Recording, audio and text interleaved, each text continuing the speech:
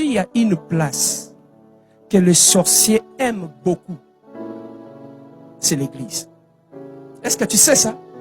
Tu sais que les sorciers aiment beaucoup l'église. Ils aiment les choses de l'église. Pourquoi? C'est parce que quand ils vont infiltrer l'église, c'est pour détruire l'église. Et quand les sorciers rentrent dans l'église, qu'est-ce qu'ils vont chercher? Ils vont chercher à s'approcher du pasteur, être tout autour du pasteur. Voilà pourquoi la plupart des pasteurs que tu vois, tout autour d'eux, il y a des sorciers. La plupart des gens que tu vois tout autour du pasteur, la plupart, ce sont des sorciers. Pourquoi? Parce qu'ils veulent avoir le contrôle de l'église. Voilà pourquoi ils s'approchent à côté du pasteur. Et si tu n'as pas les deux yeux ouverts, ils vont prendre le contrôle de l'église au travers du pasteur. Si ils ne prennent pas de l'entourage du pasteur en otage, ils vont aller à la chorale. À la chorale, ils vont s'installer. Et quand ils s'installent dans la chorale, ils amènent des esprits, l'orgueil et l'impudicité. Dans la chorale, Kundumba. Dans la chorale. Si on ne tombe pas dans l'impudicité, les choristes, dans les avortements, ils tombent dans l'orgueil. Voilà pourquoi tu as vu des gens ont disparu ici. Pourquoi? Parce que les sorciers aiment entrer là où il y a la gloire de Dieu pour détruire la gloire. À part l'entourage du pasteur, à part la chorale, les sorciers dans l'église aiment l'intercession.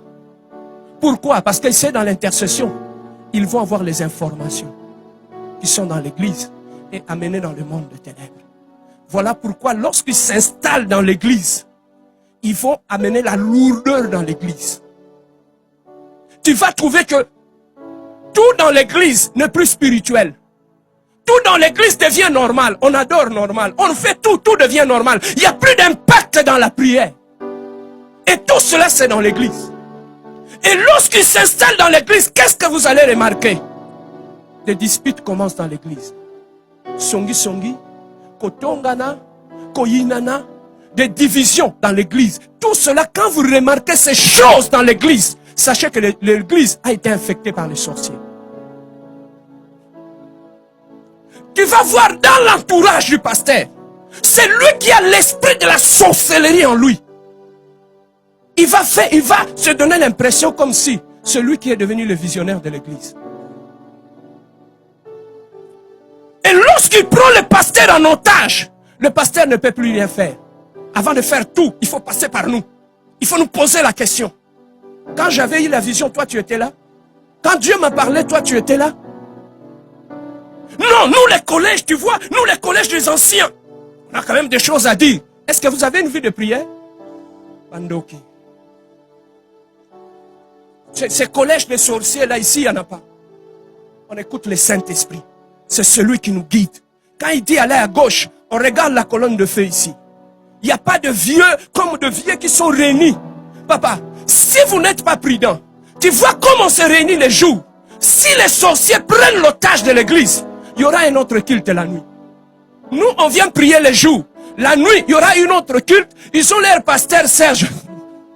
Aussi, ils ont aussi les drummers sorciers. Ils ont des pianistes sorciers. Ils font le culte. Et c'est ça que tu vas voir, l'église commence à sécher. La pauvreté commence à s'installer dans l'église. Les divorces commencent à s'installer dans l'église.